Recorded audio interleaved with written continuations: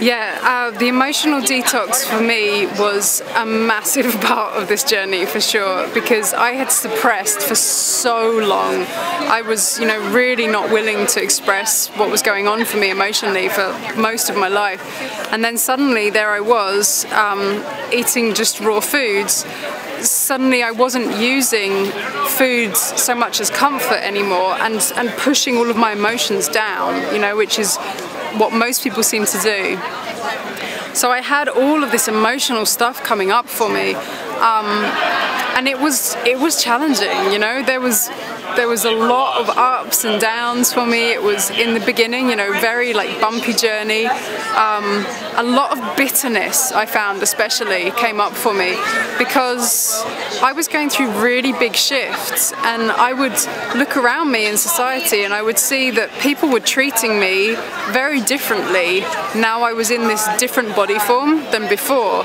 And to me that was really jarring for my reality, because it was like people had different expectations of me somehow. I didn't know how to fulfill them because I wasn't used to being in this smaller body. I felt very challenged, I felt affronted, I felt bitter that I hadn't been brought up as a raw foodist in the first place. Like, why was I having to learn all this stuff by myself?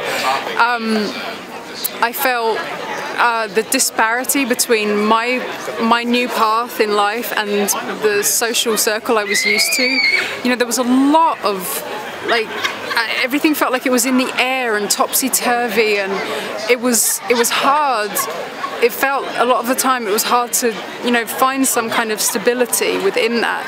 Like, where is my safety net now? Because food had always been my safety net for so long. That had always been my comfort.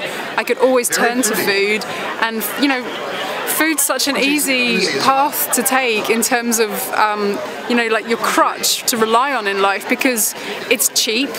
It helps you to numb out totally if you want to, It's legal.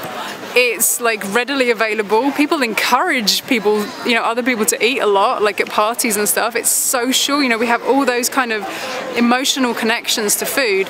And suddenly I was on a path that seemed to be moving away from that. You eat a bunch of kale, you don't get the same effect as if you've just eaten, a big slab of chocolate cake. It's not the same thing.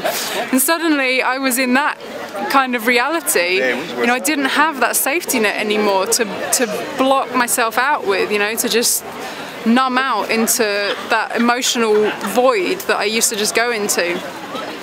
So it was very challenging. But slowly I incorporated different ideas and techniques I was hearing about, and just really a lot of deep breathing and just working through things, releasing things, being more and more willing to connect to other people and to be honest with other people about what was happening for me, not staying in my head. That was a big part of it, coming into my heart instead and releasing that stuff, saying it out loud to other people so that I wasn't just going round and round like crazy in my head, and realizing that, wow, actually everybody has stuff they're going through. It's not just me. That to me was a huge part of my healing, was to just begin to relate to other people about their experiences, and to realize, everyone has things that they're going through, and it's okay to talk about it. It's okay to share about that. And different books and magazines and wonderful films and things like that to keep me inspired and to keep me opening up and relating to others.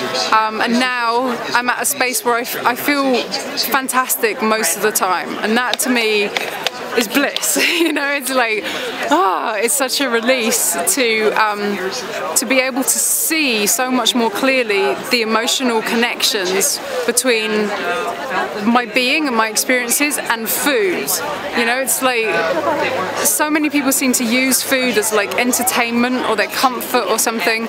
It's very peculiar, the relationship that we have with food.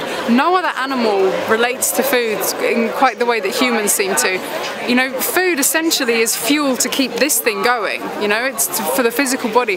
But we have all kinds of stuff going on in our heads about what food is, and to disconnect from that now is very interesting for me as someone who comes from a background of just compulsive eating, you know.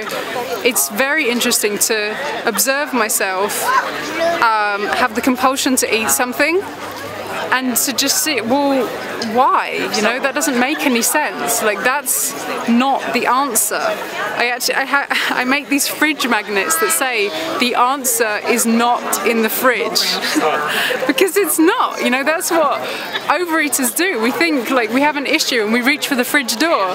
It's not going to solve anything in the long run. You know, what is going to solve it potentially is to just come present with yourself, breathe deeply, and really look at, you know, what's going on here. What is it that I'm not wanting to deal with, that I'm reaching for the food instead? You know, that automatic action that we so often seem to have. So I love feeling released from that now and feeling, you know, in genuine connection instead with my emotional life and willing to work through those emotions.